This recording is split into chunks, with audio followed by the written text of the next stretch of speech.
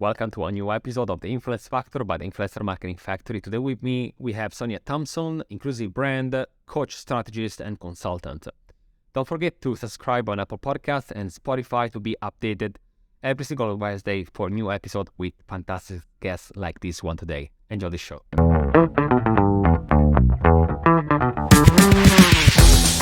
Hey Sonia, welcome to the show. How are you? I'm good. Thanks so much for having me. I'm excited for our chat today. Absolutely, from someone that is doing like this on the side to a real podcaster like you, right? That it's going to be an interesting conversation, and we're going to go more in detail also about what you're doing in terms of podcasting. But first of all, for everyone listening today, who is Sonia? What are you building lately? Sure. So I am all about making sure that more people feel like they have a place to belong. Whether that's at work or as consumers. I want people to feel like they have a place where they belong no matter where they are. But in terms of, where I focus, I feel like I can help from their work as a consumer. I am an inclusive brand coach, strategist, and consultant, and I help brands and business owners attract and retain diverse consumers and talent. Specifically by helping them build an inclusive brand that makes more people feel like they belong. And I've been doing this for a number of years now. And it's just more and more becoming important as we see that increasingly the consumer bases, as people, as individuals, we are increasingly becoming more and more diverse, and we are demanding that the brands that we engage with, the companies that we work for, are inclusive and diverse as well. So that's where I spend a lot of my time and energy, almost all of my time and energy these days as a business owner. Amazing. Yeah, I like when you say attract and retain, right? Because both of them are important at the same time, right? It might be sometimes difficult to attract, but at the same time also like retaining people, right? So there is an interesting aspect I'm gonna dive in a bit later. But what do you want to add something on that? Sure. And I think in marketing, a lot of times we'll use the term leaky bucket, but we have nobody wants to have a leaky bucket. You spend all this energy working to bring new customers in, only to have them leave them the first time. And it's the same thing from a diversity standpoint when people are trying to recruit talent. It's really expensive to hire somebody and to bring somebody in your team and to go through all that effort and then they not stay because the environment isn't one that they liked. It gets quite expensive. So the business case is definitely there from an inclusion standpoint. Not only is it the right thing to do, but it makes financial sense and smart business sense. One, because it's expensive to not retain customers and talent, but it's also increasingly the way that people are using to grow. So yeah, important on many fronts. Absolutely. And, on this episode, we're going to go through everything that you're working on different aspects, right? Not only the part of the brands and, companies, but also on the social media, right? And influence marketing aspects. We as an agency, right, we mostly do influencer marketing. So I was really interested in having you today on the show to look at what is happening lately, right? Again, not only on the brand side, but also on the creator side, right? Okay. And so, first of all, as I mentioned before, you do have a podcast called Inclusion and Marketing, correct? Yes. That is the name of the podcast. First of all, why did you start it? I mean, you already mentioned why that is important, but why do you think that a podcast like that was needed? And why did you choose it as your medium to communicate such an important message? Sure. So inclusive marketing is really the term that is being used more and more to talk about what it is that I do. I think a lot of people have struggled with, what do we call this? Do we call this multicultural marketing? Do we call it ethnic marketing?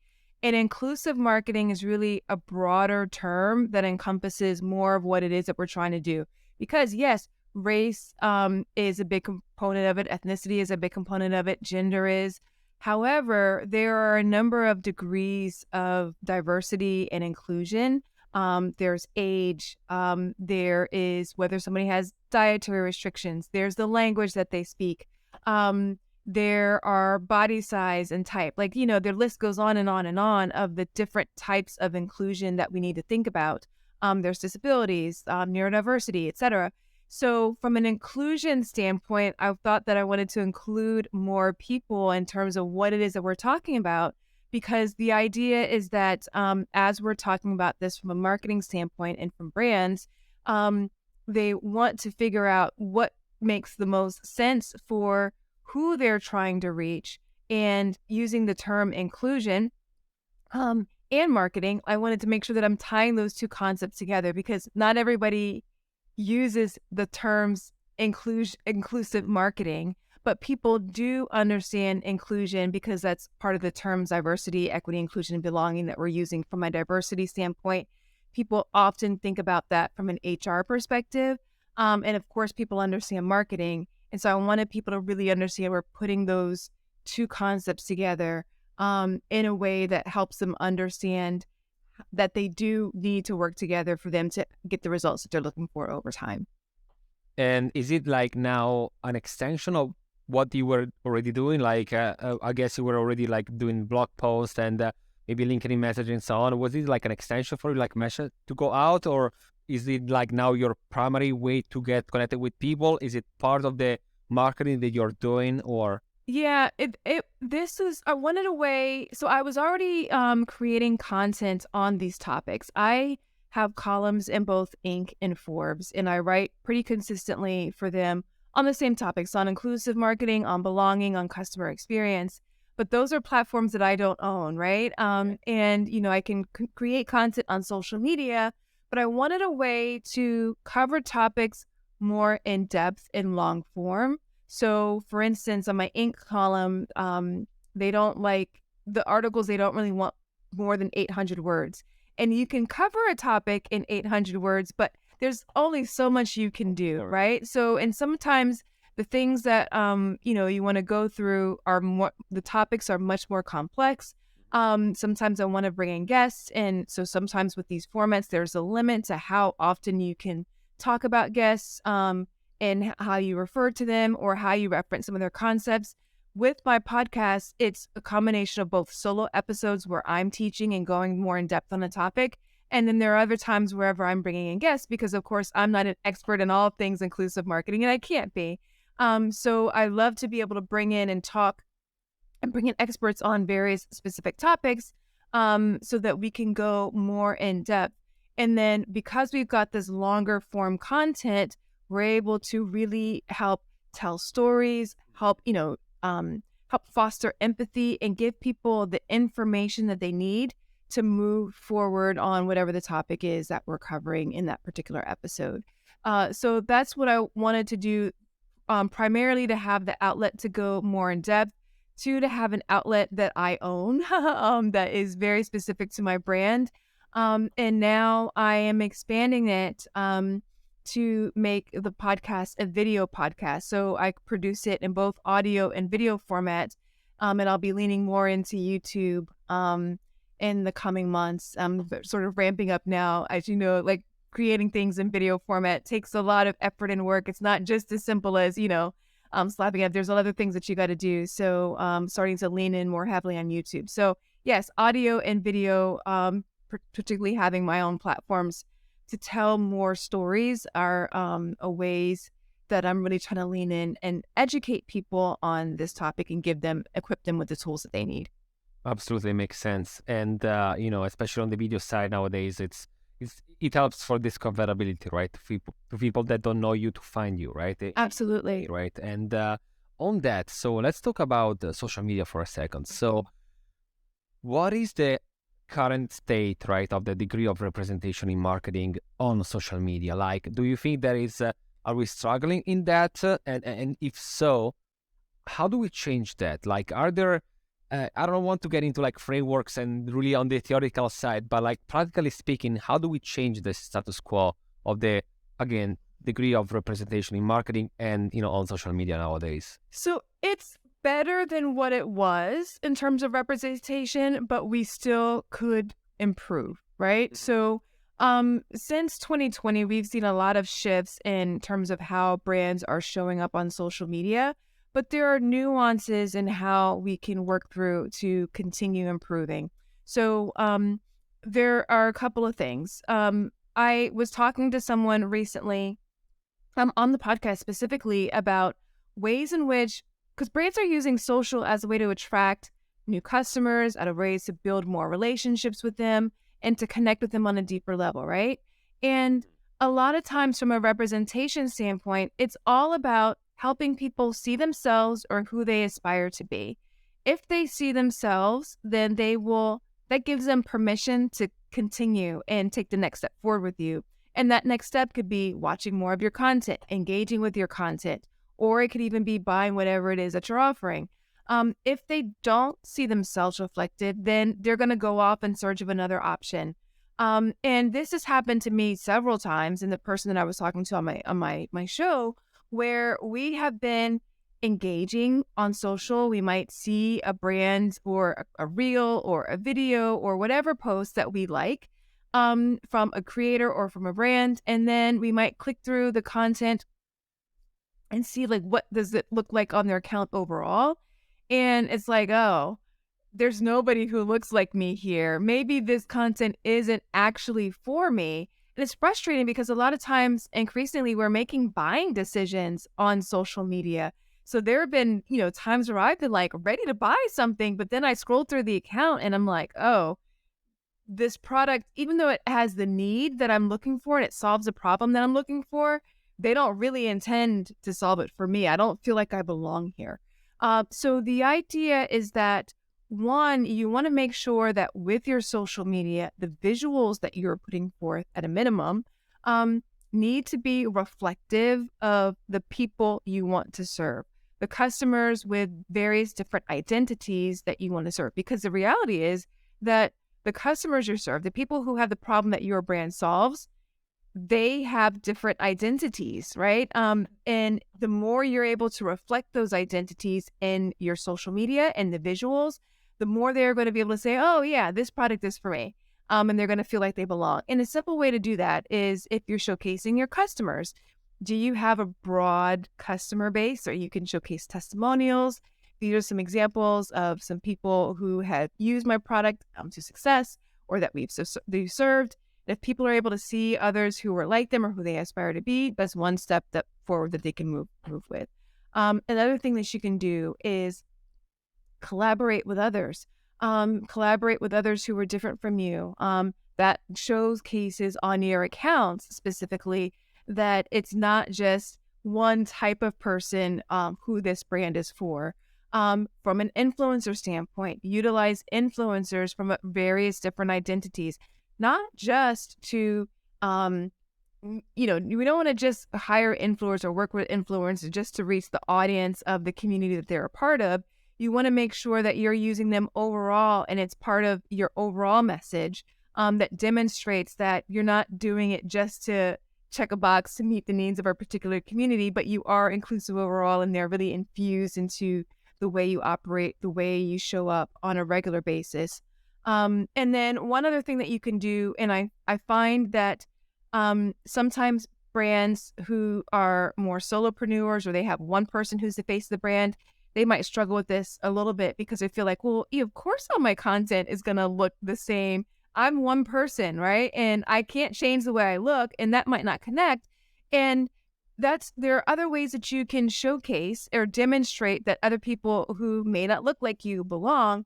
That is through your collaborations. That is through the types of content or references that you talk about. There's something that I saw recently on this whole trend on Harry Potter, right? Where Harry Potter, the author, she's in the UK, it's set in the UK. But there were a number of customers or readers of Harry Potter who were like diehard fans who were Black, and they didn't necessarily see themselves represented in the content. So what did they do? They reimagined the content of what would happen if Harry Potter was set in an HBCU, a historically Black college and university. And they basically were just kind of going through and creating all this user-generated content that demonstrated how big of fans they were and that inserted themselves into the conversation, into the narrative. And wouldn't it have been great if the author retweeted or, posted some of what was going on just to showcase that, yeah, like I see you, I recognize you. I'm not changing who I am, but I'm just acknowledging that you are part of the community. And I want to demonstrate and showcase that I welcome you and that you do belong here. So those are just some simple things that you can do that can really go a long way in terms of representation and making the broad group of customers that you serve feel seen and like they do belong with you. Hey, quick break. This podcast is hosted by the Influencer Marketing Factory. We are an influencer marketing agency that helps brands and companies engage with Gen Z and millennials on social media. We take care of influencer identification, storytelling, creativity, negotiation, contracting, campaign management, ROI analysis, in-depth reporting, content boosting, and much, much more. Are you interested in learning more? You can find us at theinfluencermarketingfactory.com, or you can Google the Influencer Marketing Factory. Amazing example that you brought on that. Like it's interesting, right? As you said, like there are certain books and movies and so on, right, that have been built in a certain way, but that doesn't mean that you can, recreate it, right? And having that representation that you might look for. So that was absolutely an interesting one, right, to look at.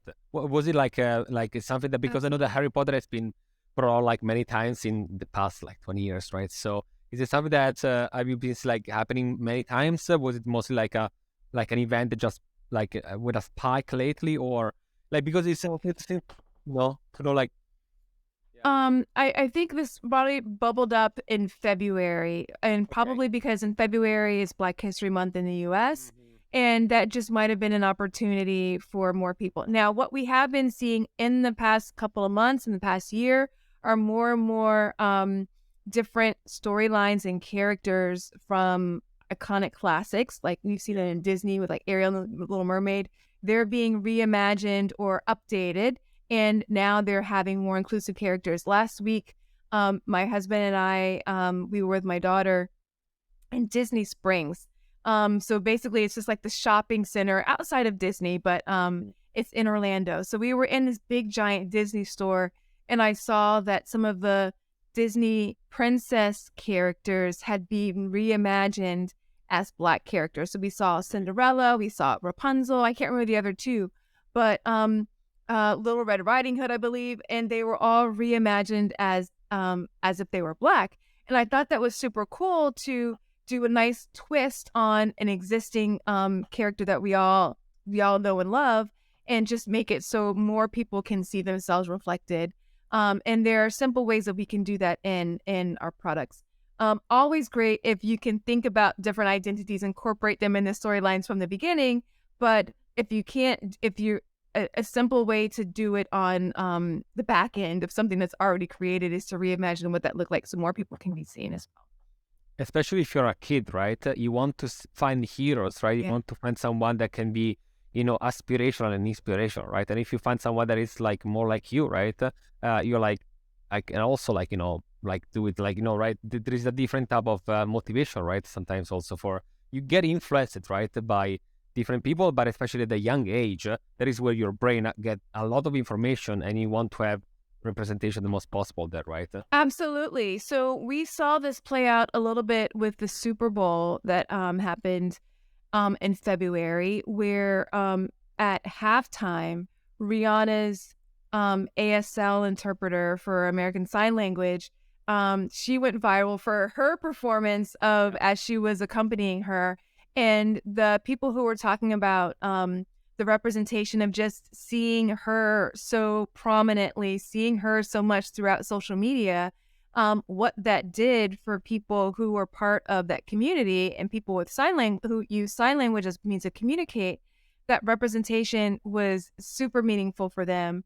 And it was also brought a lot of awareness for people who wanted to learn sign language. I believe I saw a stat that said that searches after she went viral for how to learn sign language went up like 800%. Wow. So it just shows the power of inclusivity and what that means and what it can do, not only for the people who are parts of those communities who are used to being underrepresented, but for the awareness that it can provide for the community at large. Very, very, very interesting. I didn't know about that data, so thank you for sharing that. And talking about again, brands and so on. We said before that there are certain months, for example, for there is more awareness, right? But how do we move right from months, right, to the everyday, right? How can brands actually can really embrace real inclusivity, right? In their culture, right? So again, something that is genuine and not just, again, to acquire more customers for 1 month and that's about it. What are the best way to go for bigger brands, smaller brands? What would you recommend? It's really about making inclusivity a part of your brand's DNA. It has to be a part of your values.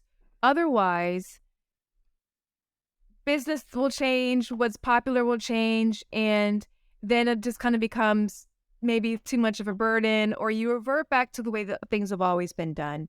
I'll give you an example. I follow a gluten-free diet for health reasons. And last night, we ordered takeout, and I went to pick it up, and we ordered hamburgers and French fries, right? So I'm calling it in. It's from a restaurant that we often go to. It's very close, and I've been like so happy that this restaurant, the French fries are cooked in a separate fryer so that they're good for gluten-free people. They're not cooked in the same fryer as like the chicken fingers that are full of wheat. They're not cross-contaminated, etc.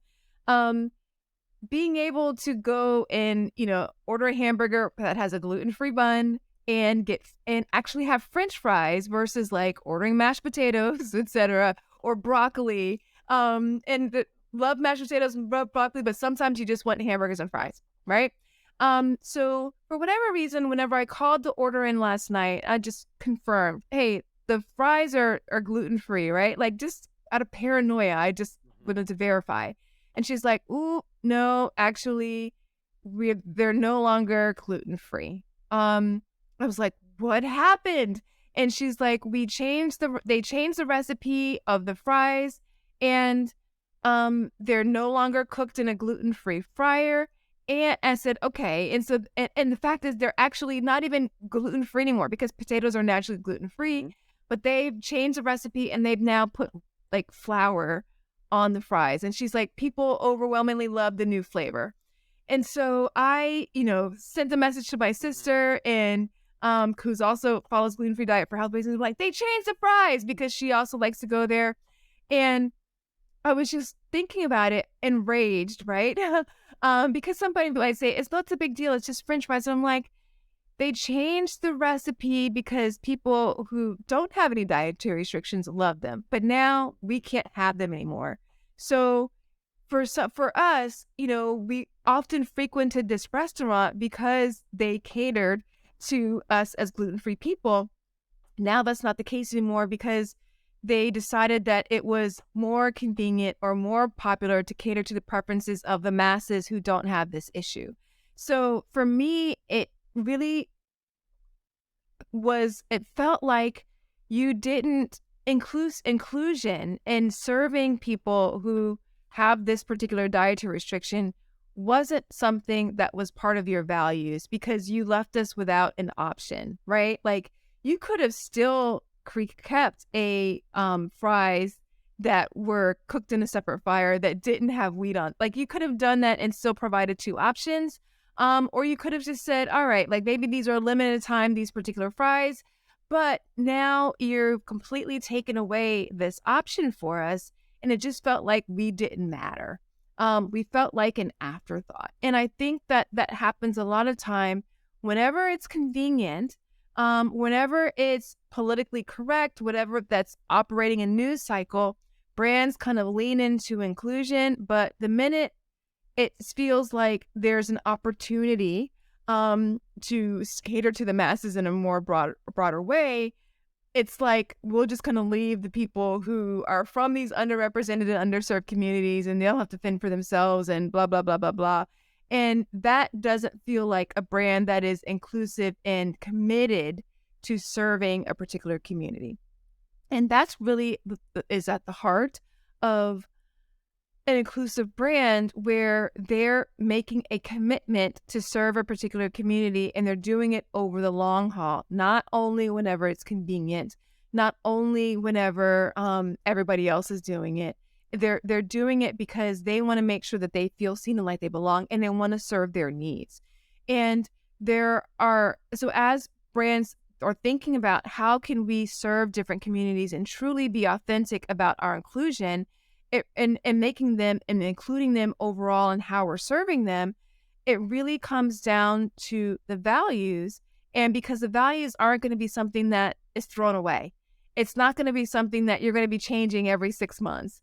You're always going to come back to how we're operating, is how we're showing up. Are the products and services that we're offering and the experiences that we're delivering, are they in keeping with the values that we have set forth?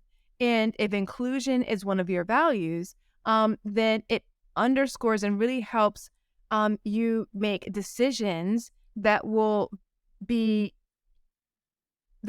more sense and that will help you serve your customers in a way that doesn't feel like one week it's this, the next week it's something different. And so that was like an example of something that you shouldn't do. But can you share with us any successful like case studies of specific companies or brands that were able to understand that it's not just a one-off type of activity, but it's part of their brand DNA? Is there anything that you want to share or that you can share with us today? Yeah, so Rihanna's brands overall, as we're talking about Rihanna from her Super Bowl, but she's got Fenty Beauty, she's got Savage X Fenty, she's got Fenty Skin. And I love using her as an example because inclusion truly is baked into their DNA. Whenever they launched Fenty Beauty, they launched with 40 shades of makeup to accommodate women or people with different complexions all around the world. Now that previously there are a number of makeup companies, right? And they never offered so many shades, but now 40 shades is the standard for beauty companies, period, right? Not just for Fenty Beauty. So they established that inclusion is the way to go.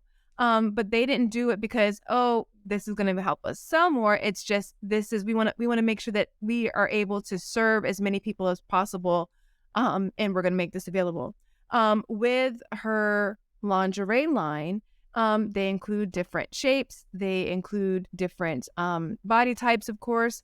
Whenever you're looking at the models and the people that they're including in their fashion shows, you're going to see different degrees of abledness. You're going to see different sexual orientations.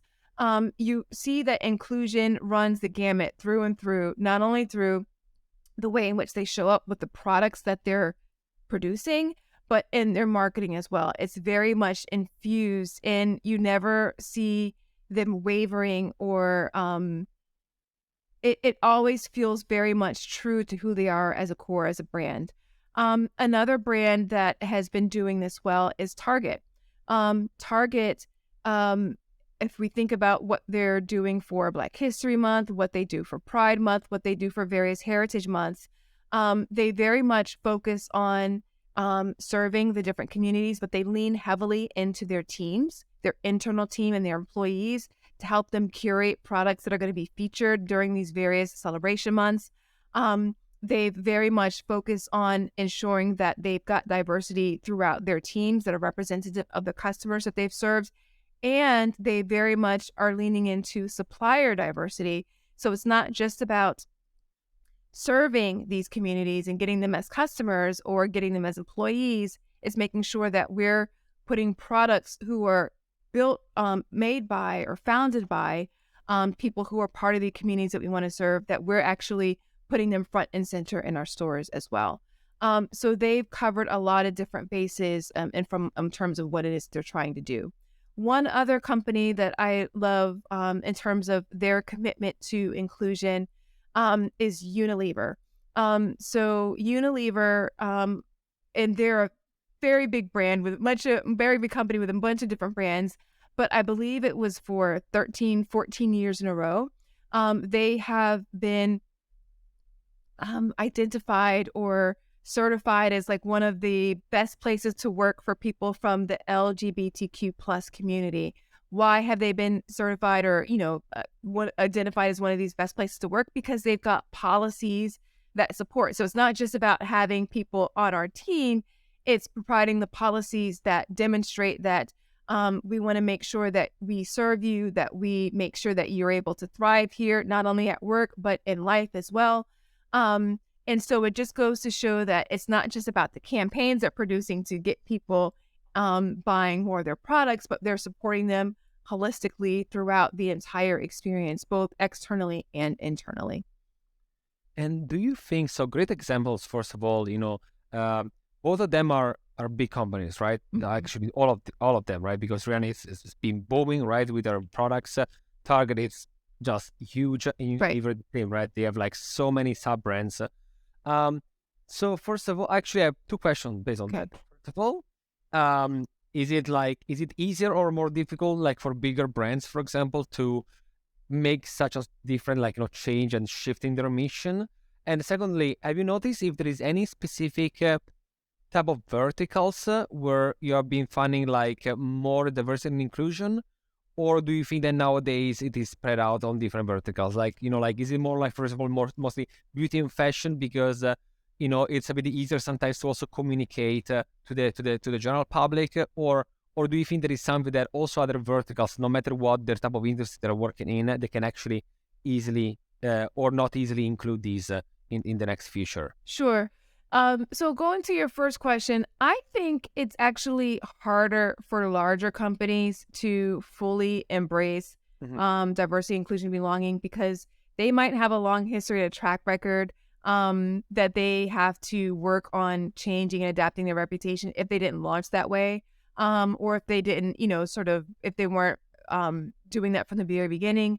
And also they might have a lot of things that they have to fix. So let's say, for instance, Unilever, one of the things that they did recently or the past couple of years was they removed the word normal from all of their packaging because they found for all their beauty products and personal care products.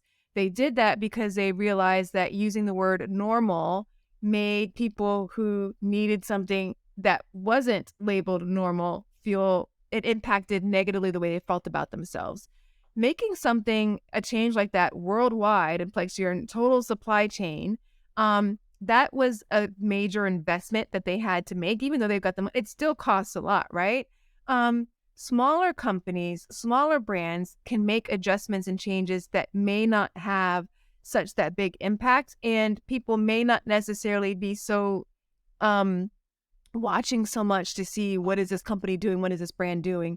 So if you make adjustments and changes to your marketing and to your team as a smaller company, the impact very much can be felt. You can pivot, you can make adjustments much more quickly, and the impact is felt probably much more quickly among the people that you're serving, the people that are engaging with your brands.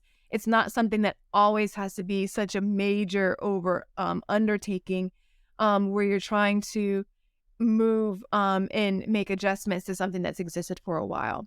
And from the second question that you had, I don't think that there's necessarily any specific verticals that makes it easier or harder. I think where some of the examples that seem to be more prominent, like we're seeing things happen in the beauty industry, for instance. However, there's still a long way to go in the beauty industry, right?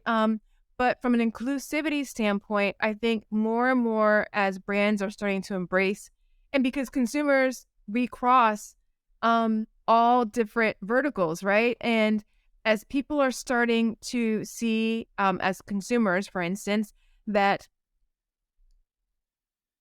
brands are being inclusive in one area, we're not, as consumers, compartmentalizing it. We don't think of it in terms of like, oh, this exists in the beauty industry. It becomes our expectation across the board, right? So if you're calling a customer service line and you are accustomed to hearing on the customer service line, them saying, press 2 to hear this message in Spanish. You're not thinking, oh, this only exists in banking. This only exists in electronics, right? It's your expectation it's going to be across the board. And that goes for visual imagery that you're seeing. It goes for whether or not you are incorporating captions and making them available in your videos to make them more accessible for people who might have some type of disabilities or impairments or et cetera. Like, I think more and more it's becoming the expectation of consumers.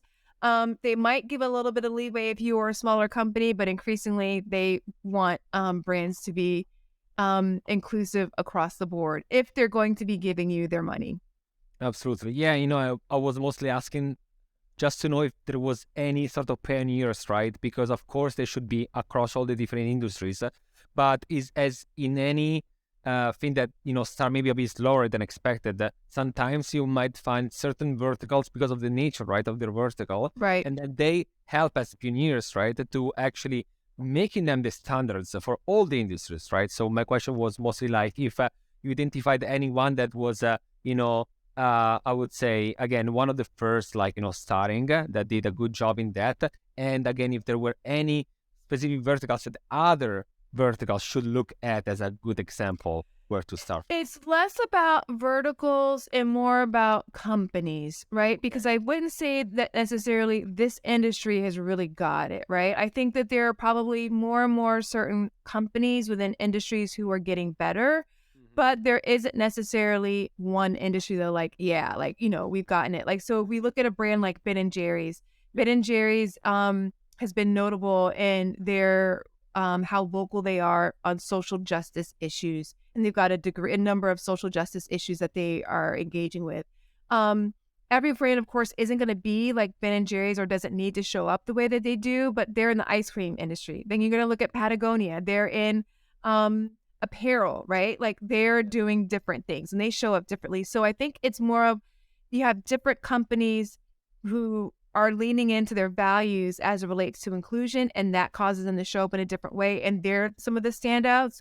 And then that way, but it's not necessarily that one industry as a whole has done a good job.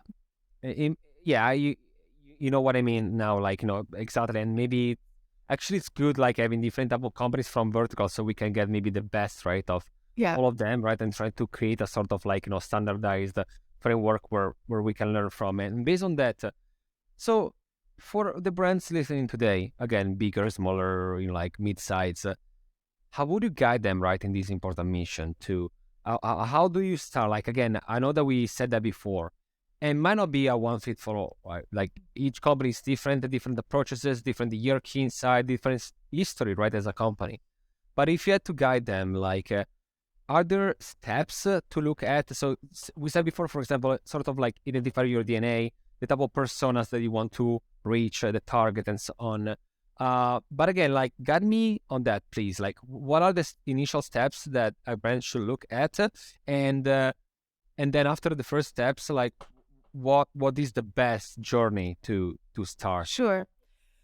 First off, I always recommend that it's really helpful to make sure that you're starting with your values. And if inclusion is something that, whether it's diversity, inclusion, belonging, if it's something that hasn't been a part of how your company launched or how your brand launched, and it's something that you're still working towards, you need to find a way to infuse it into your values so that it stays front and center and it becomes something that is infused into the way in which you operate and your brand works, and infused into how everyone on your team is, the way they show up to do their job, the way they're reviewed, etc., and held accountable.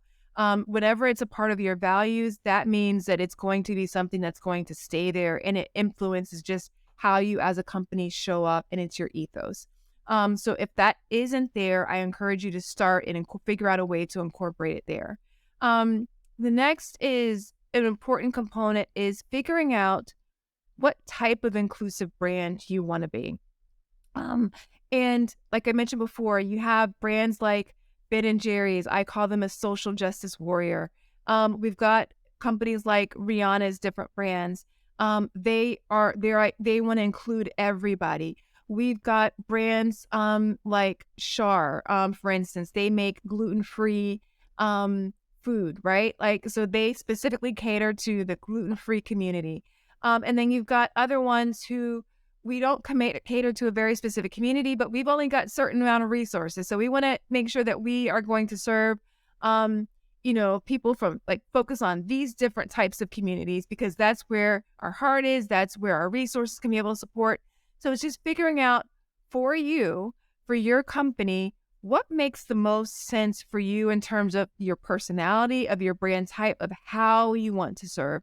And that can really kind of guide you. And then to the next part of it, which is figuring out who are the customers that you're going to serve. So I want to be very clear. inclusive marketing isn't about serving everybody.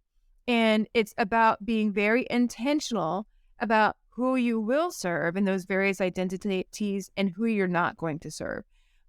So it goes back to being just very choiceful. So Rihanna, for instance, wants to serve everybody. You might decide, oh, you know what? We're only serving English speakers. Or we're only serving English speakers and Spanish speakers. That's the only thing that we can focus on right now.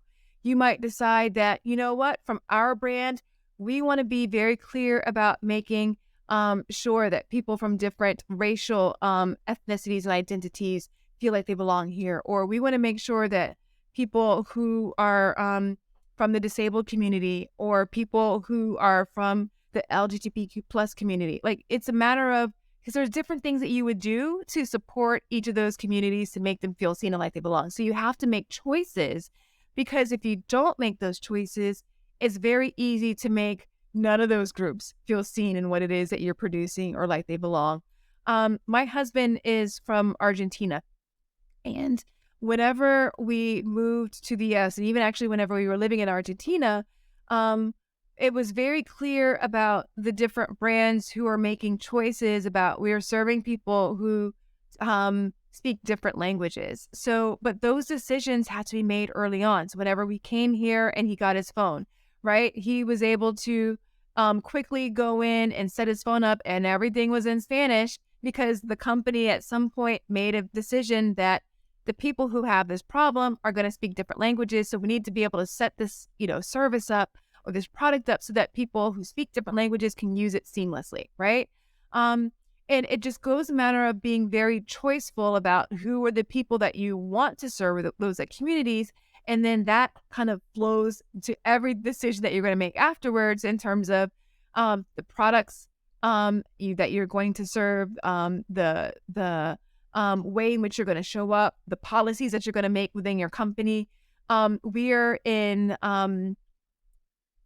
moving into a season right now where I think it's Ramadan for people who are part of the Muslim community. I think we're in Lent for people who are in Catholic, right? Easter's coming up, Passover's coming up in April, right? We've got a number of different holidays based upon different people's religions. And more brands are starting to acknowledge that, hey, people have different religions, and they're using that in or adapting or making communications that are acknowledging that people have different religious observances. And some companies are even adjusting their internal policies to account for that, because sometimes the way in which people observe their different religions are different, and it impacts the way in which they show up and work or when they come to work, etc. So it's about making sure that you're choosing who are the people, what are the identities that you want to make sure that you're serving, and then everything else can sort of flow from there. Amazing, really good. I would say, starting point, right? And I like also, that everyone, right, can, as we said before, can start a journey that might take a bit longer for some people. Some others, it's in their DNA from day one, so that is good. And also, just wrapping on the episode, but you said at the beginning, so it's better than before. It can still, getting better, right? Of course. So any last closing marks on these as a topic, overall, is there anything else that you want to add before we finish the episodes? That might be either a sort of recap of everything that we just said, or something that maybe I didn't ask you today that I think that people out there should know. I think the biggest thing is where it cuts, that a lot of people sort of that prevents them from getting started or from going too deep is a nervousness that they're going to make a mistake that's going to get them canceled, right? They're nervous to offend, they're nervous to get something wrong. And what I just want to encourage you is that mistakes are part of the learning process. So as mentioned before, I spent some time living in Argentina, and whenever I started traveling through South America, I had to tell myself that as I'm learning Spanish, I have to give myself permission to make mistakes. And years later, like I said, my husband is from Argentina. He speaks Spanish. We communicate in Spanish only, right? And I make mistakes every single day, all day. And if I had let the thought about I need to be perfect out of the get-go to get started or to even, continue going, I never would have started. I never would have learned. And if you think about the deeper degree of intimacy, the deeper the relationships that you build with the people that you're going to serve, you're going to learn more about what you should do, what you shouldn't do. And as you start to build relationships with them, if you do make a mistake, they will let you know, hey, this didn't work so well. This wasn't the right thing to do. But they're going to see that you're trying and that you're trying to make progress, and they'll see your heart associated with it. But that only comes if you are working towards it and you get over the fact that it has to be perfect, because that's going to keep you from probably moving forward. So that's just an encouragement. No matter where you are, no matter what your track record has been in the past, you can make progress moving forward as you commit to it and understand that it does not have to be perfect. It just means to be a commitment that you're making to a community that they can see and feel over time. Love the message. Sonia, thank you so much for joining me today. This was a really important topic for me. For we also, like, as an agency, as a company, really believe in that. So I wanted to have an expert, right, talking about that, because it's important to go also in the ins and outs, right? Just talking generally, it's something, but going more in detail, I think it's quite important, right, to talk more about it and get start and acting on that. And as you just said, step by step, doesn't need to be perfect, right? Right. But you have to start somehow, right? Absolutely. Amazing. Again, thank you so much for joining me today. This was the Influence Factor by the Influencer Marketing Factory. I'll see you next week.